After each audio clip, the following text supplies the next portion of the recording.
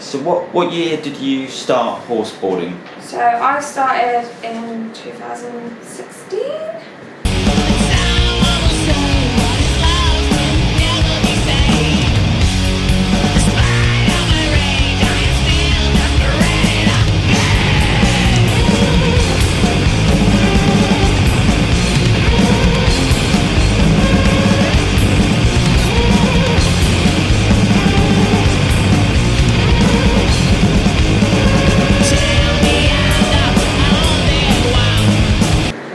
I joined in 2018 on my 25th birthday. 6 miles an hour! Oh my goodness!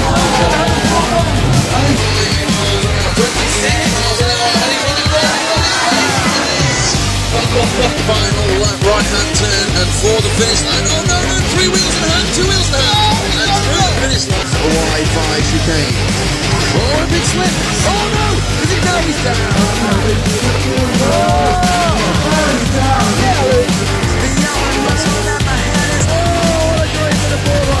So what attracted you both to the sport? We were at a living heritage show and we saw it. I think we remember definitely seeing Levi and Consider It Done. It's all feathers and mane, and get out the V-Houser soon because he's worth it. A supercharged tractor with a dodgy clutch. He's only got 2 gears and he's away as he tries to rip the arm off this board rider all the way down 23 miles an hour. It's a good speed from the team of Consider It Done. He's going to try and pull the arm off this board rider.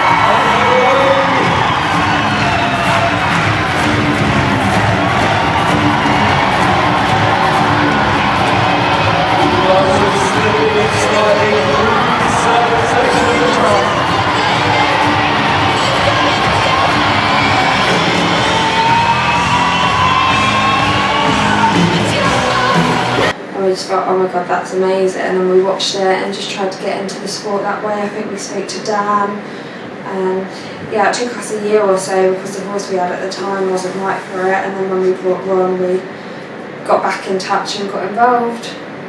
And then you was already doing it, and you had a spare horse, and I fancied myself as a spare boarder, so spare parts was born that way, wasn't it? End of the arena and looking for the Jolly's 90 degree. Yeah, looking for the split time. It is a time of 39 seconds, under 40 seconds. This is good. You had a turbulent entrance to the sport. Yeah, so I was already on the show circuit, but on a motocross stunt team. Something with a rabbit suit? Yeah, let's gloss over it. We're here now, so we're good. So how would you describe the overall sport at that time, and kind of what were the competitions like? The performance side of it was nowhere near as good. This is what we were saying, weren't we? Like the saves that the boarders do now, and just the general overall performance from the teams now is just phenomenal. Yeah. The revolution.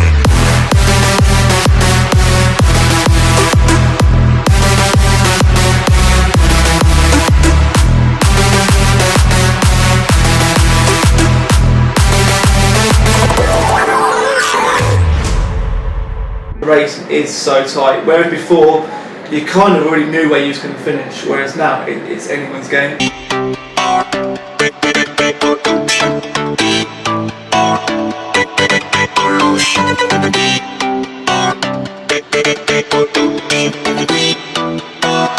Rave culture.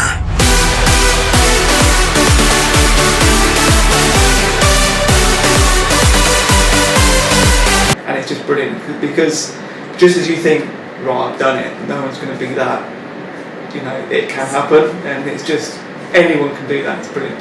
How has the sport developed in the UK during your tenure, basically? There's definitely a lot more people seeing the vision and believing it and getting involved on that journey now, which is really cool to see. There's definitely a bigger following growing. So what was your first international? So I competed in Holland, so it was obviously a lot of travelling, but I really like the travelling because you get to know people and like the different, like it's a lot different to see people during the travelling than it is when you're competing with them. And then when we got there, it was similar to Living Heritage because it was in a field and the layout was the same, but it was just completely different at the same time. Go, go, go, go! I make way for the Hummer show. If you wanna bring it down, we'll go loco. Go, go, go, go, go, go, go, go! We lit the fuse and we're ready to blow. I don't care where we are, I don't care where we go. You better run for cover when the filaments go. I don't care where we are, I don't care where. And then I competed in Denmark 2020. Yeah. With limited edition. The show was just amazing when the curtains opened and you just rode through the tunnel and the cheer from everyone was just like, you just won't ever forget that noise.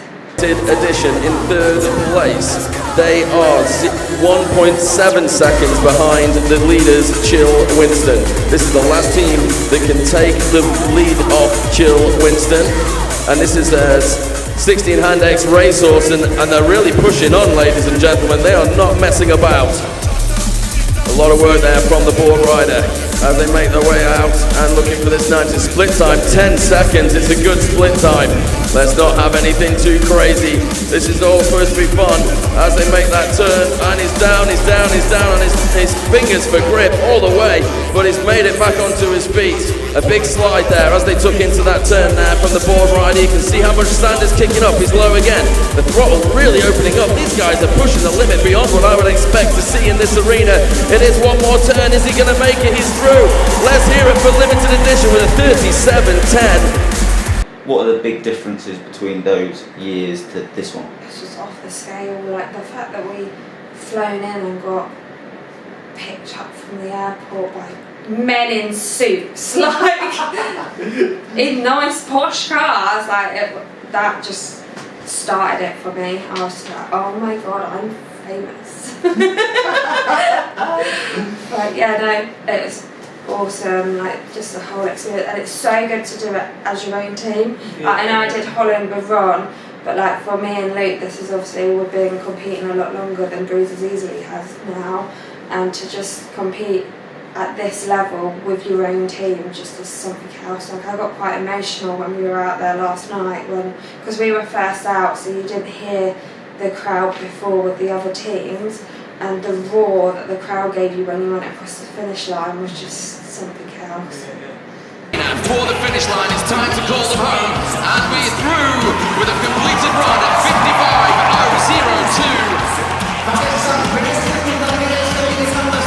55.002. How was the experience, just every element up until doing first show? In the back of my mind I was like, right, okay, I've got to get a few bits sorted with the board and what have you, but I didn't know what to expect. And then next thing you know, we're on a plane, flying out here, and then like everything up to getting here just went really, really quick.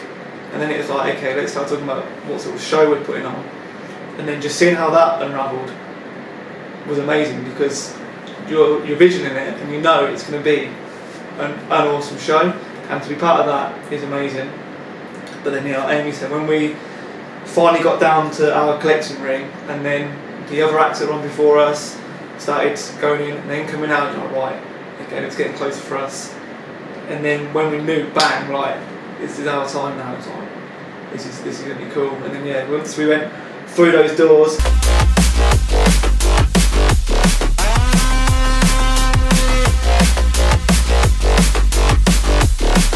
Sorry to bring it up, but you had the first crash, fall yeah. of the event.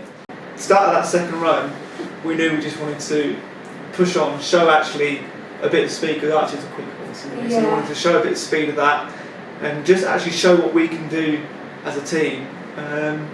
And literally everything was going well up until we was coming across that diagonal. I thought, right, sort of, you know, this is a good pace, keep going. And then as we was coming around that top corner, the ball was just going, and I was trying to get it back, it was going, and it went to a point where it just all fell apart. And I was just, no, come on, man, what? But, you know, crashes are part of the sport, it's going to happen. That's in because I was the first one to go down, but in hindsight, the reaction was amazing.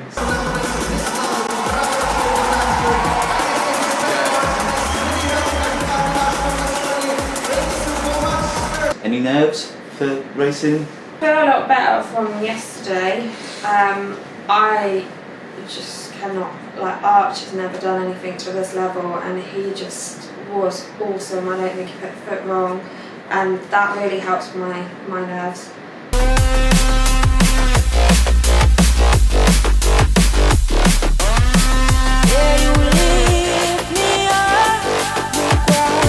Knowing that he's just like, oh, yeah, alright.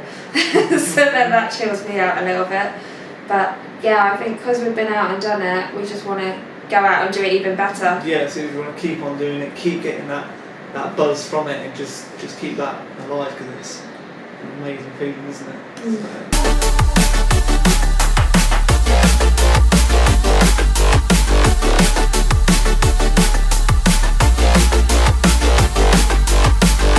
How's the course riding? I really like it. Like, I'm happy to keep doing this. Ladies and gentlemen, welcome to the Horseboarding International event here at the O2 Arena Prague.